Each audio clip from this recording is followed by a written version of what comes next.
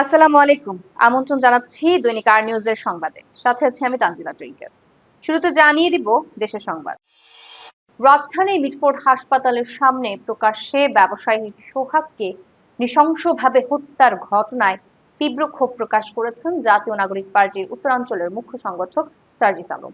তিনি বিএনপির ভারপ্রাপ্ত চেয়ারম্যান তারেক রহমানকে উদ্দেশ্য করে বলেন, আপনার দলের নেতাকর্মীর নামধারী নরপিশাচদের সামলান। শুক্রবার নিজের ব্যক্তিগত ফেসবুক আইডিতে দেওয়া এক স্ট্যাটাসে সার্জিস আলম এসব কথা বলেন। ফিরে দেখা ফ্যাসিস্ট রেজিম শিরোনামে ঢাকা মেট্রো রেলের পিলারে নতুন করে গ্রাফিতি আঁকা হচ্ছে, কিন্তু কারওয়ান বাজার এলাকায় পিলারে ব্লগার হত্যার বিচার দাবি করে আগে আঁকা গ্রাফিতি মুছে ফেলা হয়েছে। বিষয়টি স্বীকার করেছে ঢাকা উত্তর সিটি কর্পোরেশন এবং প্রধান উপদেষ্টার দপ্তর। বিষয়টি তদন্ত করে দেখার কথা বলেছে তারা। এ ঘটনায় সামাজিক যোগাযোগ মাধ্যমে এরই মধ্যে ব্যাপক প্রতিক্রিয়া সৃষ্টি হয়েছে। অনেকেই তাদের ফেসবুক পোস্টে ব্লগার হত্যার বিচার দাবি করে পুরনো গ্রাফিতির ছবি দিয়ে পোস্ট করে প্রতিবাদ জানাচ্ছেন। আন্তঃবাহিনী জনসংযোগ পরিদপ্তর শুক্রবার এক বিজ্ঞপ্তিতে জানিয়েছে, একটি স্বার্থান্বেষী মহল উদ্দেশ্য প্রণোদিতভাবে বাংলাদেশ সেনাবাহিনী ও বাংলাদেশ পুলিশের মধ্যে ভুল বোঝাবুঝি ও অনাস্থা সৃষ্টির অপপ্রয়াস চালাচ্ছে। বিজ্ঞপ্তিতে বলা হয়েছে, সম্প্রতি সেনা সদরের একটি প্রশাসনিক চিঠি সামাজিক যোগাযোগ মাধ্যমে প্রচারিত হয়েছে, যেখানে বিভিন্ন সময়ে বাংলাদেশ পুলিশের সঙ্গে সংঘটিত ঘটনাসমূহে সেনা সদস্যদের হেনস্থার শিকার হওয়ার কিছু অভিযোগ সংবলিত একটি তালিকা আহ্বানের কথা উল্লেখ ছিল। বিশ্ব স্বাস্থ্য সংস্থা ডব্লিউএইচও এর দক্ষিণ পূর্ব এশিয়া অঞ্চলের সিআরও আঞ্চলিক পরিচালক সাইমা ওয়াজেদ পুতুলকে অনির্দিষ্টকালের ছুটিতে পাঠানো হয়েছে।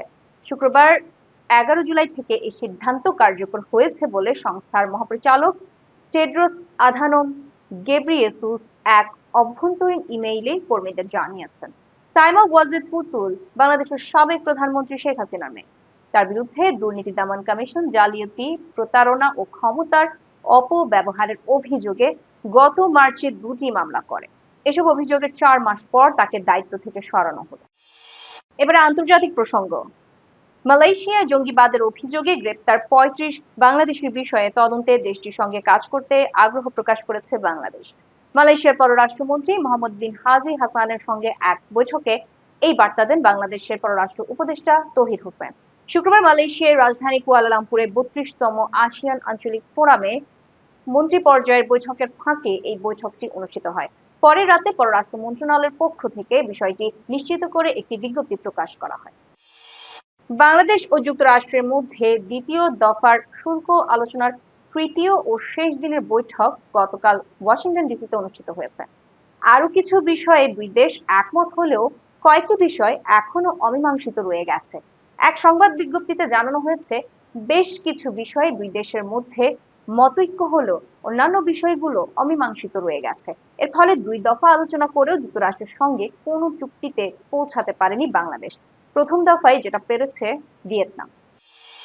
এবারে খেলার খবর। 4 দল নিয়ে সাফ অনূর্ধ্ব-20 নারী ফুটবলের পর্দা উঠেছে।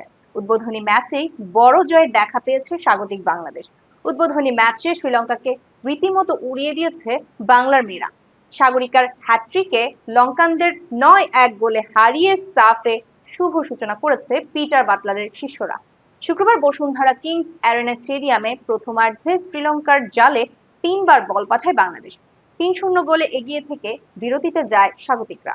বিরতি থেকে ফিরে লঙ্কানদের জালে গোল উৎসব করে লাল সবুজের প্রতিনিধিরা। শ্রীলঙ্কা সফরে হতাশাজনক পারফরমেন্স করছে বাংলাদেশ জাতীয় ক্রিকেট দল। টেস্ট ও ওয়ানডে সিরিজ হারের পর এখন টি-20তে লড়ছে টাইগাররা। কিন্তু এই ফরম্যাটে ভালো কিছু করবে টিম টাইগার, এমনটি হলফ করে বলা যাচ্ছে না।